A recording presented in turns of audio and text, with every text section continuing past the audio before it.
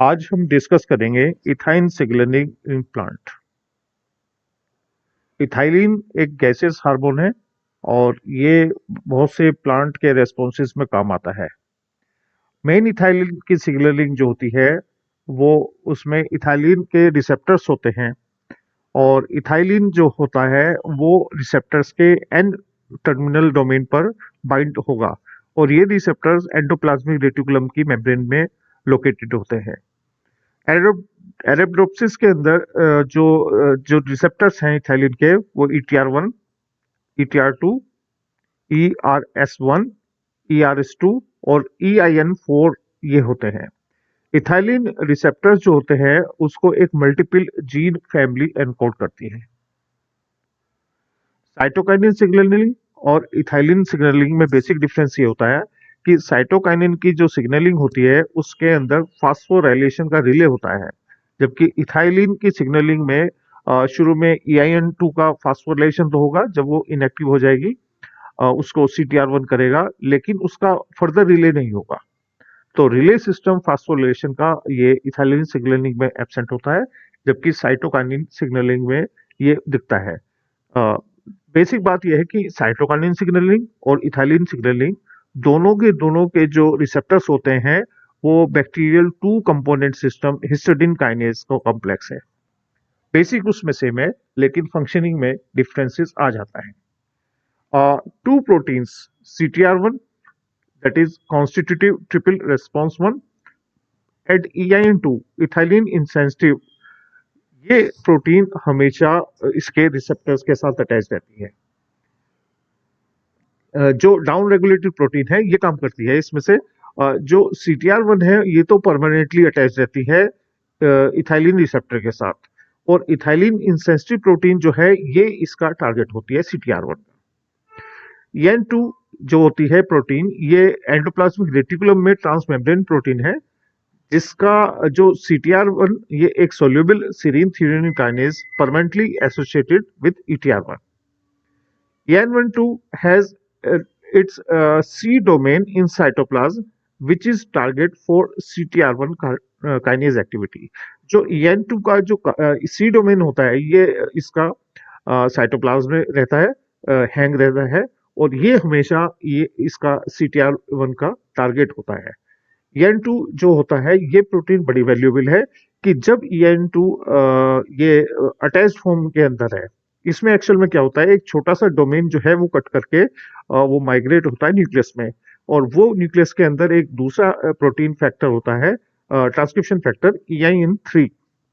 EIN3 क्या करता है, ये मेन ट्रांसक्रिप्शन करता है इथाइलिन रेगुलेटर जीन्स का, ये रेगुलेट करता है उसको। और EIN3 का यदि यूबिक्विटिनेशन 26S प्रोटियोसोम में उनका डिग्रेडेशन हो गया तो फिर इथाइलिन का रेस्पॉन्स नहीं आएगा, लेकिन यदि वो उसका डिग्रेडेशन नहीं हुआ, स्टेबलाइजेशन हो गया, तो वो ट्रांसक्रिप्शन करता है। और EIN3 का स्टेबलाइजेशन एक्चुअल में करता है EIN2। EIN2 का एक छोटा सा डोमेन जो है वो निकल करके वहां पर ये कट होता है इससे, और वो वहां से रिलीज होकर के वो न्यूक्लियस में पहुंच जाता है और वो EIN3 को स्टेबलाइज करेगा, वो रोक देगा 26S प्रोटियोसोम में जाने से। तो इसलिए वो ट्रांसक्रिप्शन शुरू हो जाएगा। और ये सब होता है क्योंकि जो मेन प्रोटीन होती है इथाइलिन रेस्पॉन्स, जो ये प्रोटीन होती है, इसके रिसेप्टर्स होते हैं, ये निगेटिव रेगुलेटर होते हैं। निगेटिव रेगुलेटर का मतलब यह है कि इथाइलिन के एब्सेंस में एक्टिव होते हैं और इथाइलिन की प्रेजेंस में ये इनएक्टिव हो जाते हैं।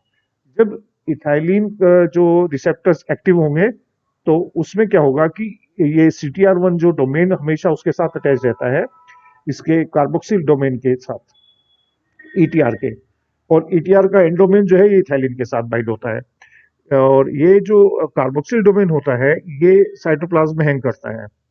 तो ये क्या करता है कि इथाइलिन के एब्सेंस में इसका कार्बोक्सिल डोमेन इसके ऊपर, ये जिसके ऊपर कार्बोक्सिल डोमेन पे CTR1 लगा रहता है, CTR1 इसको जो EIN2 प्रोटीन जो ट्रांसमेम्ब्रेन प्रोटीन है इसको वो फास्फोराइलेट कर देगा। फास्फोराइलेशन की वजह से वो वहां से रिलीज नहीं होती, वो उसमें उसके अंदर उसका जो क्लीवेज नहीं होता उसके सेक्शन का। तो अब इस कंडीशन में जो EIN3 है उसका 26 एस प्रोटियोसोम के अंदर डिग्रेडेशन हो जाएगा। लेकिन जब इथाइलिन होगी तो ये CTR1 एक्टिव नहीं हो पाएगा क्योंकि निगेटिवली रेगुलेटर है। तो उस कंडीशन में EIN2 से एक डोमेन कट करके वो न्यूक्लियस में चला जाएगा और न्यूक्लियस में जाने के बाद वो वहां का EIN3 ट्रांसक्रिप्शन फैक्टर को एक्टिवेट कर देगा। ETR receptors are negative regulator. ETR active in the absence of ethylene. The active ETRs or CTR combination in the absence of ethylene inactivates the EN2 signaling. EN3 EN3 is the transcription factor regulating the ethylene response genes. अब देखिए इसके अंदर जो overall जो configuration होता है इसकी activity का वो डायग्रामेटिकली इस तरह से हम डिस्कस कर सकते हैं उसको।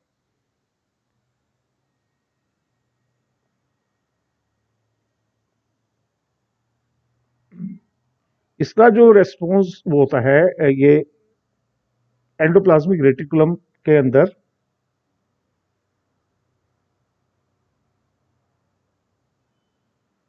ये एंडोप्लाज्मिक रेटिकुलम है।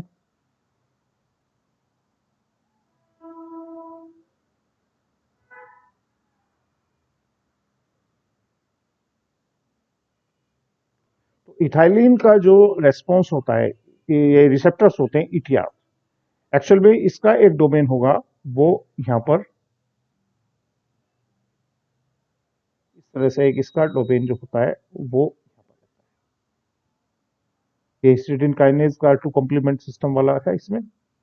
ये तो इसका वो है और इसका जो एक डोमेन रहता है वो यहाँ पर साइटोसोल के अंदर ये ऐसे रहता है इसका डोमेन। ये हिस्टिडाइन काइनेज का 2 कंपोनेंट सिस्टम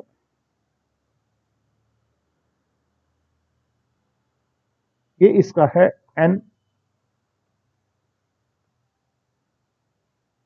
और ये इसका है C प्रोटीन का। ये रिसेप्टर्स है थायराइड इसके अंदर।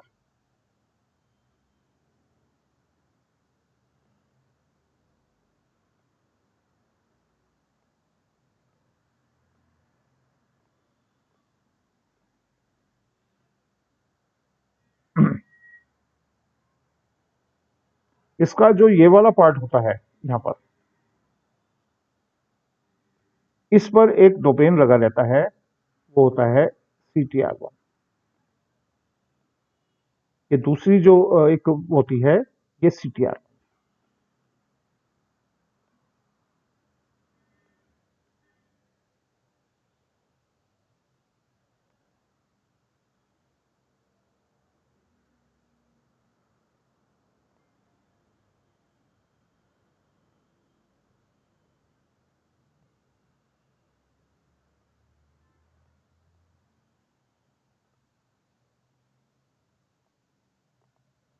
ये CTR1 ये वाला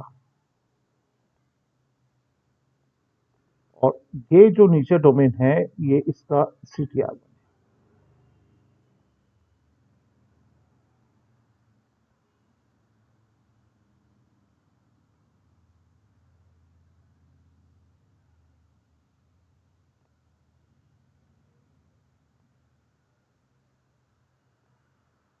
CTR1 ये हमेशा इसके साथ लगा रहता है। एक दूसरा इसके अंदर प्रोटीन का डोमेन होता है वो यहाँ पर ट्रांसमेम्ब्रेन प्रोटीन लगी रहती है ऐसे इसके ऊपर एंडोप्लाज्मिक रेटिकुलम के ऊपर। और इसका ये होता है ये वाला डोमेन जो है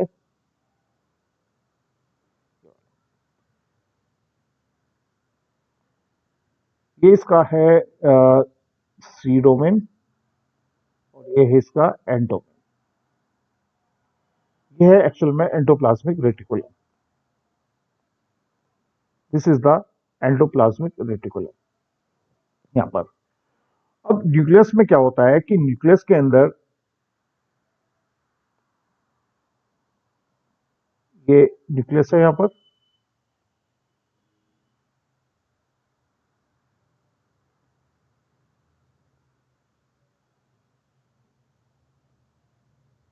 साइटोसोल है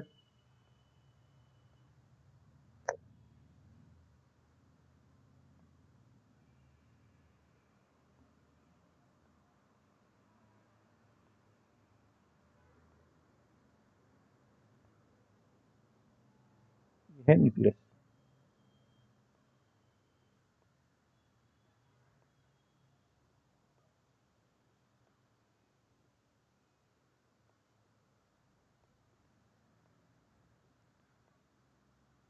न्यूक्लियस में ये जीन्स है, यहाँ पर इसका ट्रांसक्रिप्शन होता है ये।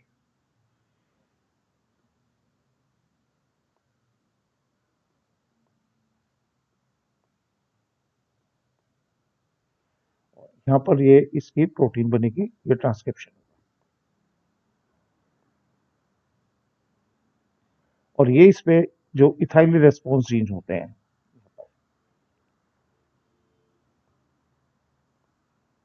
इथाइलिन रेस्पॉन्स के जीन्स है ये। और इसमें एक अलग से एक सेलुलर वो होता है यहाँ पर, वो होता है यहाँ पर एक जो प्रोटीन होती है, ये प्रोटीन होती है यहाँ पर,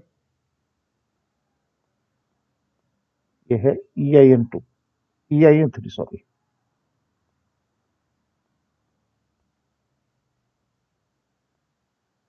EIN3। EIN3 क्या करती है, इन जीन्स का ट्रांसक्रिप्शन रेगुलेट करती है। अब देखो क्या होता है कि बाई चांस यहाँ पर इथाइलिन मॉलिक्यूल्स प्रेजेंट है, ये इथाइलिन है। तो इथाइलिन की प्रेजेंस में क्या होगा, ये यहां से ये कट हो जाएगा इस तरह से, इसका जो ये डोमेन कट हो जाएगा। कट होने के बाद ये जो डोमेन है ये यहां पर ये मूव करेगा, और मूव करने से ये इसका क्या करेगा, इसको ये जो EIN3 ये इसका यहां पर ट्रांसक्रिप्शन ऑन कर देगा, ट्रांसक्रिप्शन ये शुरू हो जाएगा, इसका यहां पे ट्रांसक्रिप्शन है, ये शुरू हो जाएगा।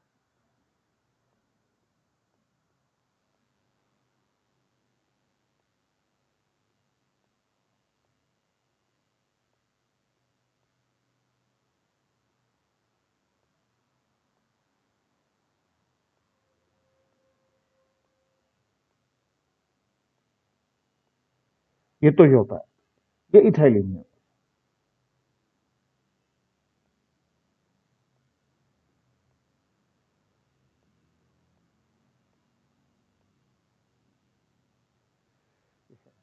और जब इथाइलिन नहीं होती, इसके केस में यहाँ पर ये इथाइलिन नहीं है,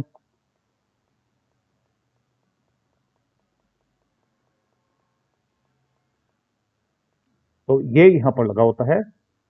उस केस में क्या करता है, ये इथाइलिन भी नहीं है यहाँ पर, तो इथाइलिन के एब्सेंस में ये क्या करता है, ये जो डोमेन होता है इसको, ये डोमेन इसको क्या करेगा, इसका फास्फोरिलेशन कर देगा,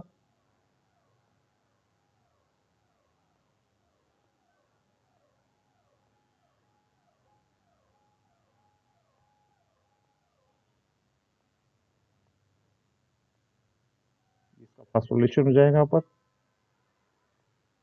इसके साथ एक फॉस्फेट यूनिट लग जाएगी।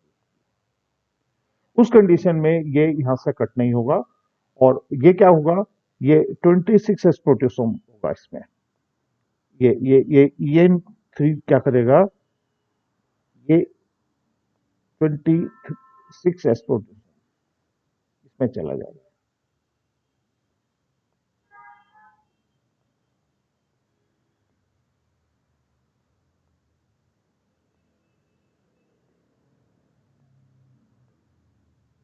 तो 26 प्रोट्यूसोम में जाने के बाद इसका डिग्रेडेशन हो जाएगा, और ये कोई रेस्पॉन्स नहीं आएगा। तो इस तरह से ये इथाइलिन रेस्पॉन्स रेगुलेटर क्या होते हैं, ये निगेटिवली रेगुलेटर होते हैं, निगेटिव रेगुलेटर। तो इसमें एक चीज ध्यान रखने वाली बात है कि इसके अंदर जो दो EIN इन्वॉल्व हैं, एक EIN जो होता है EIN2, ये वाला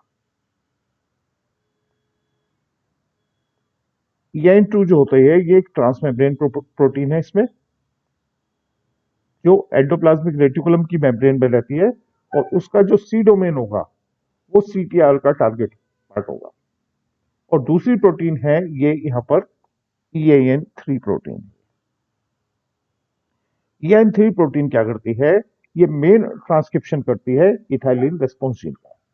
तो कुल मिलाकर के ये एक नटशेल में बात है। इसमें जो की फीचर याद करने की है, इथाइलिन रेस्पॉन्स जो रिसेप्टर्स होते हैं, इथाइलिन रिसेप्टर्स होते हैं एंडोप्लाज्मिक रेटिकुलम में होंगे, एन टर्मिनल पर इथाइलिन बाइंड होगा, और ये सीटीआर जो प्रोटीन होती है ये सोल्यूबल सीरिन थ्योरीन काइनेज है।